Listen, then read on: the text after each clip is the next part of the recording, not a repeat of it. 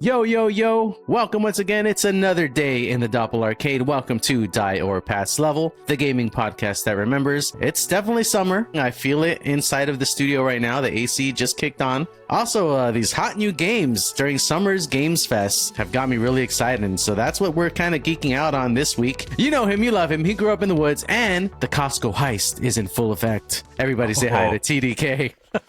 What's up, guys? Player 2. Ready to go. We got to talk about the Costco heist. I mean, heist is a little misleading. I'm not going to steal anything. It's going to feel like stealing, though. That's the important It's a steal. part, right?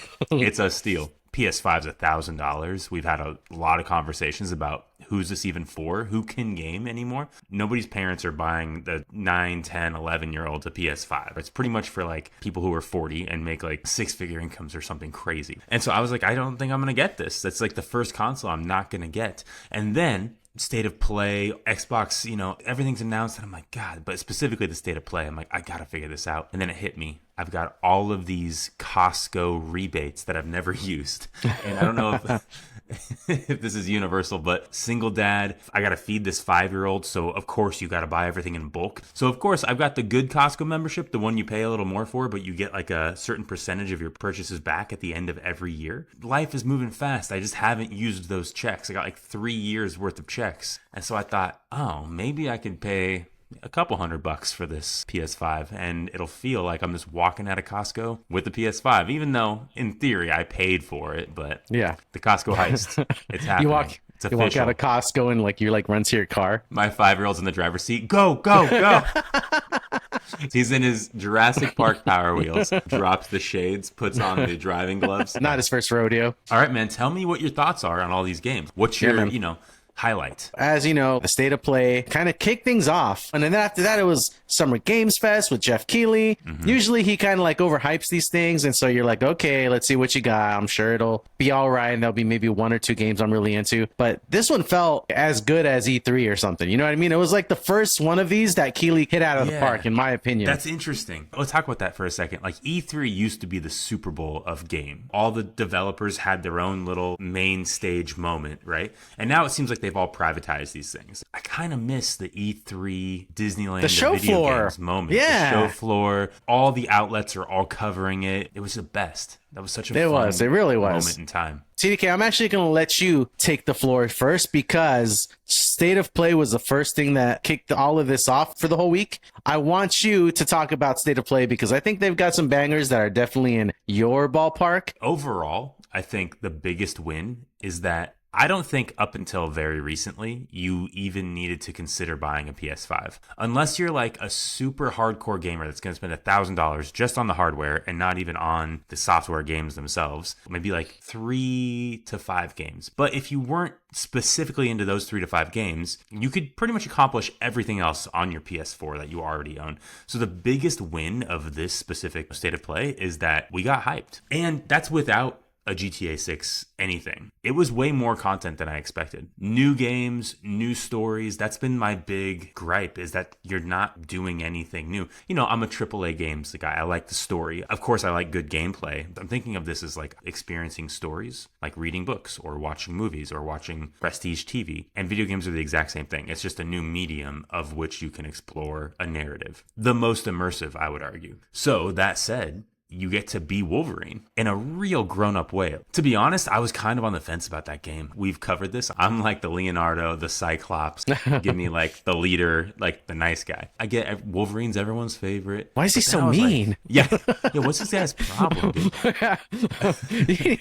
You need to fix that attitude, mister. I want to be Cyclops. I want to get the girl. And he's like threatening that. Jean Grey and Cyclops already have their thing. What are you doing? She's taken. And then they showed like 10 minutes of gameplay and story and cutscenes. And you're like, wow, I think they made this for adults. In general, a takeaway from this State of Play was like, oh, wow, this is actually really geared towards the adults, right? Which for me is refreshing because I'm not really a Nintendo boy. I do kind of yearn for more of an adult experience. Maybe they really realize why their console is $1,000 and they've actually been gearing towards making content for the people who can afford their consoles, right? I probably would have given them a shot regardless just because of how good the Spider-Man games are. But now I'm just kind of in. It looked really, really good, right? I'm definitely definitely picking it up. We talked on the phone a little bit, and we were talking about another State of Play game and its predecessor, God of War. And we were kind of joking that we never got into God of War. He's kind of like this mean guy. Wolverine is kind of the Kratos of the Marvel Universe in some ways. Like he's like this angry dude. Regardless of the fact that it started out as teenagers and it's a Xavier's school for the gifted, it's always been a very adult thing. It's an adult story, right? And now they're just leaning into that. Even within that gameplay, they make a point to show you that the bad guys that you just see him just like literally like tearing apart. They were like mistreating children, like mutant children. He kind of had to show us that because otherwise we're just slaughtering everybody. Right, it justifies the violence a little bit. Even like, okay, he's like the trailer, there was some real hell to pay. Let's talk about God of War. Another kind of showstopper. Yeah, I'd say the showstopper of State of Play, you know, what they wanted to be their showstopper. They gave you a 20-minute gameplay demo. You see Kratos kind of set his beloved wife to rest, and you've seen that in the previous games. You're like, what's going on here? And then she basically goes into the afterworld, let's call it, and it looks like many of the deceased gods exist inside of this world, including some that you yourself have finished off in previous games. And so she's kind of paying for what he did to them in this world. Yeah, different mythologies are coming there's like Egyptian mythology, like that was one that was like their Sphinx and kind of stuff like that. There's like speculation that you'll be seeing some of the characters that Kratos killed in previous games. Pretty exciting, especially if you're a fan of the story. I just assumed, and I didn't play God of War. I'm aware of it, but like you said, it's kind of the bro beat 'em up. It's kind of like, what if you take Arkham and you give it like a Red Bull? Yeah, you give it Red Bull, some roids, some like HGH. Monster energy drink. Yeah. Did you play those too? You didn't play those. I played the reboot in 2018, I want to say. I didn't finish it. I liked it, but not enough to like complete it. You know, I saw the allure, but combat wasn't as much to my liking. I will say that the combat in this new one looks a little faster. She can jump and air combo, and that's already way cooler than what Kratos was doing, in my opinion. Same with you. I saw it and I was like, whoa, that looks cool. At first, like God of War, I'm like, yeah, I don't think this is my flavor. But then you see her and you're like, that's really cool. And there is something about just her gameplay, her look, her aesthetic, where I'm like, this is awesome. I'm interested in this. But then I also thought, which is really cool, the audacity to take the bro game and like be like, oh, another one of these. But it's a girl. I wonder if they were like, we already have that audience. Let's get the other part of the audience. The discourse online, of course, there are people who are angry that it's Luffy or Laufey. I said Laufey. I don't know. I think we can rest assured, Ray, that those angry dudes online who don't like that a woman is in charge of their God of War, they don't listen to this podcast.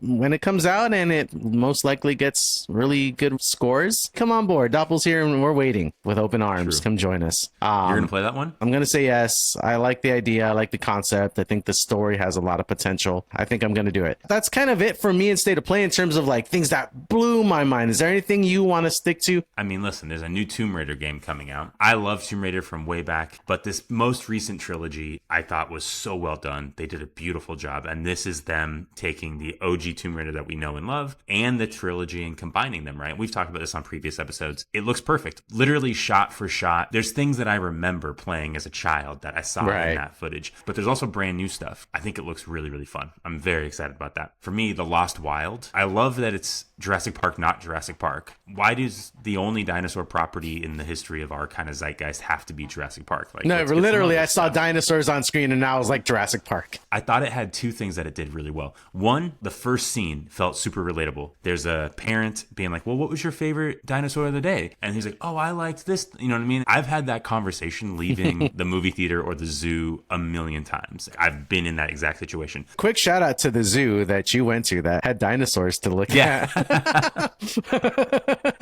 We got some shit in the woods. Like, there's some Sasquatch in that zoo. That's kind of my highlight. There was more great stuff, but for me, I'll probably play Wolverine, definitely play Tomb Raider, and The Lost Wild is the one where I'm like really keeping my eye out, just so it's not all glowing. I was bummed not to see Intergalactic. Yeah, but for sure. I think what that tells me is like we're years away from that video game. I would ultimately rather just wait longer for something incredible. You know, I don't need them to just spit something out. Looks like the Guardians of the Galaxy game we've all wanted, so let's just cross our fingers. PS6? Who knows? I don't know at this point, but maybe we'll have to wait and see. State of Play came and went. Awesome showing. The next one up, Jeff Keighley did his Game Fest, and it was mostly, third parties. And the first game that came out of that one, off rip, got me, and I'm sure a billion other people, super pumped. Resident Evil Veronica. A remake, maybe, of long beloved Dreamcast favorite Resident Evil Code Veronica. Totally. One thing to note though, seeing the footage of the trailer, I'm like, this doesn't look like any setting that I remember from Code Veronica.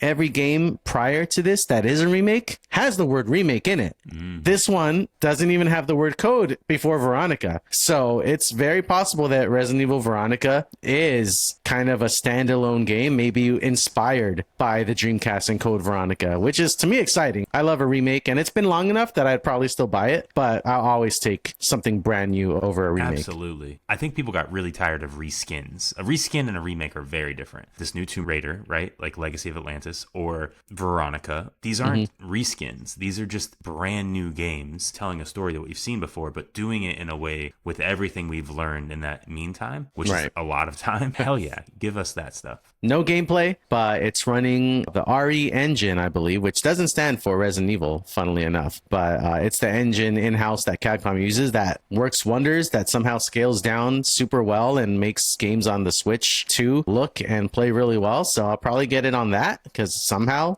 it's releasing on my portable little toaster of a console, so I'm excited for that. And then they kept them coming. This is like more of an honorable mention. I didn't play the original Cuphead, and I'll probably play Cuphead too, but I'm actually more excited that in the interim, they've also on the side been working on something simpler, a little more modest, and it's called Mighty Cuphead Adventure. Uses like 8-bit graphics. It looks like it literally could have been on an NES cartridge, just the way the movement, everything looks. It looks like a Cuphead game that released in the 80s that someone found in a bin somewhere, and we finally get to play it. Very Doppel vibes. The little trailer they had for it looked like a 80s commercial, like the cartoon Cuphead comes out of the game cart. It's a cereal commercial, you know what I mean? A handful of great games and so many more during the Summer Games Fest kind of showcase. And then I just love the cadence, man. It's just like Christmas every day. Up next was Xbox. They had a lot to show and a lot to prove too, because they've got someone new at the helm of Microsoft and the gaming department. People are not so sure that she's up for it. A lot of people were like, people don't want Xboxes anymore because they're peddling their games on other consoles. One of the first things she did is like, okay, well, guess what? Gears of War E-Day, the first game that showed up, I'm more excited for than I would have ever thought I would be.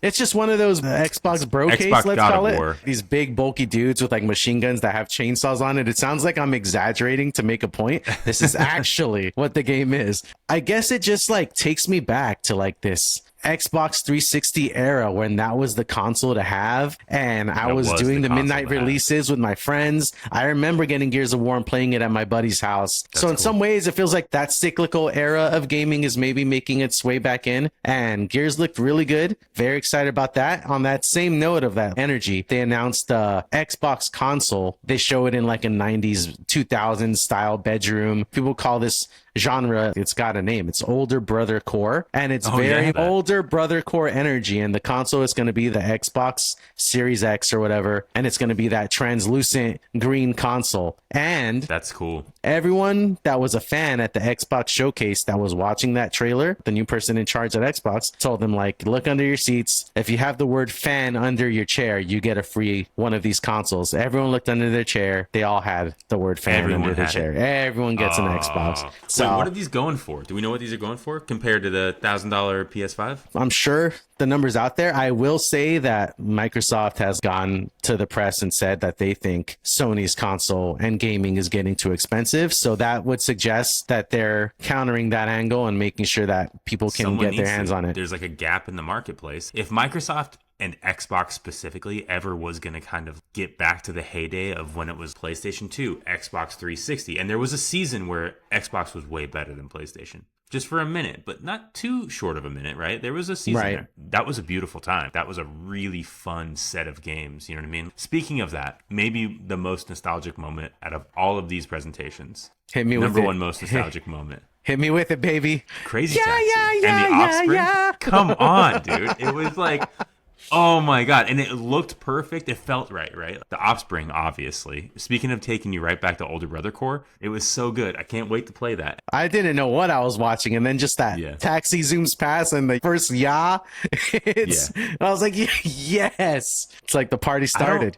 What else did you like from Microsoft? One of the highlights I will say, aside from the games, is this thing where if you have Game Pass, these banger of games are all available to you day one, which is such a good hook. Cool. Fable, which is one that looked a lot better than I thought it would. Not a game I really got into, but looks beautiful. Probably won't play it, but happy for all the Fable fans out there that are going to get an awesome video game. And then one that I've talked about to you before and that we've seen before, but they showed more gameplay of, is Castlevania Belmont's Curse, which is top 5 games for me that I'm waiting for. Symphony of the Night, energy, with beautiful, vibrant colors. Looks like the platforming and the combat are like very tight. I can't wait for that one. There was a game, not exactly like Castlevania, but in the same kind of flavor, was the Magician's game, the Devil's Deal, something like that. It really looked like Carnival BioShock, right? Totally. Like if you took the mechanics of BioShock and put it into the Christopher Nolan movie, The Prestige. And then, the other one that I remember I wasn't expecting, but I was like, wow, that kind of takes me back and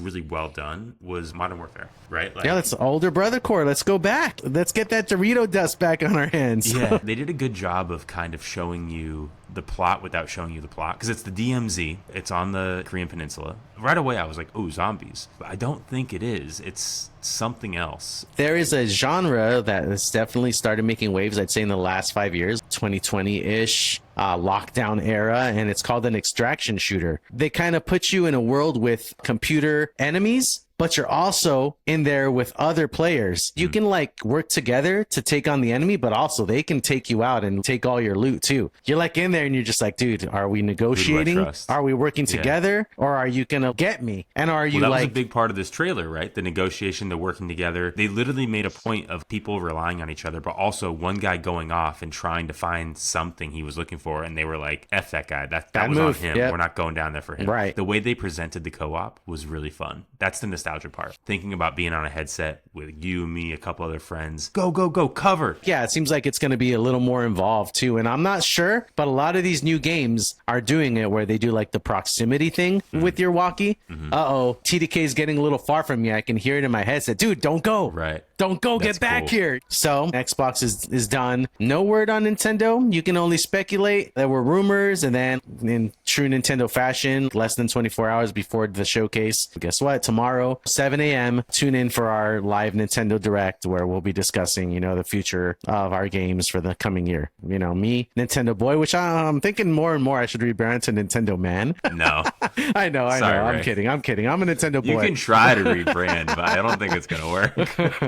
But anywho, Nintendo announced that they were going to do the thing. Of course, I was hyped. That's my GOAT software, hardware. Totally. Any other time of the year, probably a banger showcase, but just what it was up against and what the expectations were, it just didn't quite hit that mark. But that said, there are some highlights and a few things that I do want to highlight. A game I thought was going to only be on PlayStation, showed up on the Nintendo Switch 2 showcase, is a game called Big Walk. It's this game where it's all that proximity microphone thing, and you play with 3 other friends, and you're just in this big area. And the vibe is very much like you're on a hike with friends, with like these silly characters, but you're like on a hike, and the atmosphere looks very real. But you're kind of just on a walk, and there are puzzles to solve and things to explore and figure out. But it just seems like a game where you can just be on your headset and shoot the shit with your buddies. With real friends. Yeah. It's co-op with real friends. You guys are just walking through the woods, and you're going to solve some puzzles, Tomb Raider style. Chat about, should we go that direction? Should we go this direction? Yeah, like, oh, I haven't seen that over there. Let's walk over there. There might be a puzzle where you have to go inside of a soundproof area, and all of a sudden they can't hear what you're saying, but you can hold up a sign. Yeah, it's just like communication and teamwork. I tell you what, why don't we play this game together and then go on an actual hike in the world? Yeah, deal. Another really big third-party get that Nintendo got to showcase is, when all hope was lost, people have been putting the clown paint on their face for like the past 5 years, just saying it'll be here. It's going to be at the next one. And it just never shows up. And all hope was lost, like I said, because if this thing usually shows up, it's on the PlayStation or it's just something totally different. Kingdom Hearts 4 gets announced, releasing on Switch 2 alongside all the other consoles day and date. Exciting that that game is coming to Switch 2, but I think people were just starving for any information, any visual regarding that game. Sure. It's been announced 6-7 years ago now. They can rejoice. They have something to cling on to now. To many, the best thing that happened the entire week, you know, in terms of like all the games and showcases. For me, the thing that, gosh, I would have lost my mind so hard had it not been leaked 3-4 months ago. The thing that they all do. And before we go, here's one last thing. The screen faded to black and I was like, okay, here's the Zelda Ocarina of Time remake. It's got to be that. First thing that you see is the Hyrule Castle on like this quilted kind of thing. And I'm excited. I can't wait to see it. Yes, it's real, but man, I would have just been jumping off the wall had I not known about the leak. That would have put it over for you. That would have made it bigger than the others. Sure. Yeah. That's a bummer it got leaked. Like, I feel bad for them, right? People have been working on this. They want that. They want you, of all people, to have that moment. Like, that moment was made for you, and you don't get to have it. But you do get a remake of Ocarina of Time. Really, everybody wins. Definitely looks like they're going in a less kind of cartoony direction, which kind of excites me. They're doing the same thing with Star Fox, and I feel like this is kind of a similar engine that they're using for Zelda. It's got realistic lighting and hair and texture. You know, it's still Nintendo, but it feels a little bit in the world of, let's say, like what Sony might do if they got their hands on the Zelda IP. It still feels Nintendo to me. Like when I look at those still feel very cartoony, and the brand of Nintendo is very present in those trailers. It's okay to have your graphics be nicer. The hair on the cartoony fox can still be photoreal. That's great. Yeah. So I'm obviously so excited for that. My biggest hope is that this won't be 1-to-1. I think they're going to expand on the Ocarina of Time and make it bigger and more epic than we remember it. Just like Veronica, just like, you know, Tomb Raider, it seems like the kind of flavor right now is to give you something new and authentic. So much better. Revisiting Zelda Ocarina of Time now, and I have pretty recently, it does feel like that open world back then is a bit more of a diorama these days. And so they've got to do something about just spreading that out and making going from point A to point B a bigger trek with things in between. Otherwise, it's too small. Taking Tomb Raider as the blueprint. They're not reinventing the wheel. They're taking this wheel that they just designed with this other trilogy. They're applying that onto this original story that we all know and love. So what if Breath of the Wild, Tears of the Kingdom, it's exactly that, except it's the story of Ocarina of Time. Literally, people call those maybe arguably the best games ever made of all time. Right. Why would they not do that? I will say that for me anyways, Breath of the Wild, I finished, I loved. Tears of the Kingdom, the open world fatigue kind of set in. Like, obviously, Zelda Ocarina of Time was an open world, but it was also linear in the way that most games were back in the day, like Metroid. Oh, you got this item. Sure. With this item, now you can go to that thing that you couldn't go to before, and it's kind of obvious. Totally. Yeah. As our friend CRT Craig would say, more meat, less fat. Exactly. More meat, less fat. Right. Breath of the Wild, Tears of the Kingdom. Love those games for what they are. Obviously, it's a Zelda game. And maybe it's just because it's so novel and so new, and this is the future of Zelda. Sure. It still doesn't feel quite like a Zelda game. We've grown up with this genre where, like, oh, I see this thing and I want to get to it, but I can't get to it right now. And I know that because I've played the Zelda games. I'm kind of excited for that progression to return. I need a break. And when the next new Zelda comes out, it'll be nice that I will have played Ocarina of Time remake in between. That's exciting. I mean, it's definitely got the most noise from the Nintendo side. Man, it just feels like Nintendo needs to show us the new Mario game for Switch 2, whatever it is. That's their main guy, and it's year 2. I'm shocked. Yes, Mario. And they certainly have a ton of Mario happening in the world with the movies right now. So maybe it's like we're going to monetize that, and then we're going to activate this community over here with these Zelda games. And then a few years from now, Zelda movies are going to come out. Maybe Mario games come out. I don't know. It would make sense that they kind of stair-step their audience. Yeah, I mean, to make money from all the sides. Nintendo does things weird, and it always works out for them. So I've stopped questioning them like a long time ago, putting my faith in Nintendo. I'm sure they've got something under their sleeves. They are the most deliberate of all of these people. Yeah. But all in all, pretty good season of gaming coming up right now. Man, I'm excited. It's exciting. It's exhausting. But yeah, we are so back. What a time to be able to yap with my buddy about video games, right? This year is about to be very fruitful. My wallet is going to have to figure some things out for sure. I'm excited. I'm excited for what's to come, and I'm playing some games already that are great. I got a few coming out in the next couple of weeks that I can't wait to get, Star Fox included. We'll talk about that in the next episode. Any last words before we say goodbye? This is a hopeful episode. I'm excited to leave it on that note. Let us know in the comments what you're most excited about. If there's anything you think we missed, a blind spot, a game that you're like, I can't believe they didn't mention it, let us know. We want to hear your opinions. And make sure to like, follow, subscribe, follow Dire Pass Level on Instagram, hang out, leave us comments. We love chatting with you guys, and we will see you on the next one. Doppelgang, happy Summer Games Fest. Peace out. Hey everybody, it's Ray here. Just wanted to thank you for tuning into the Dire Pass Level podcast. If you want to hang out and join us for the next episode, make sure to like and subscribe. That way you're notified when our next episode releases. If you really liked it, you'd do us a solid if you left us a review. Reviews are a great way to spread the word about our podcast, and the more gamers to share these stories with, the better. All right, we'll see you next week. Have a good one. There we go.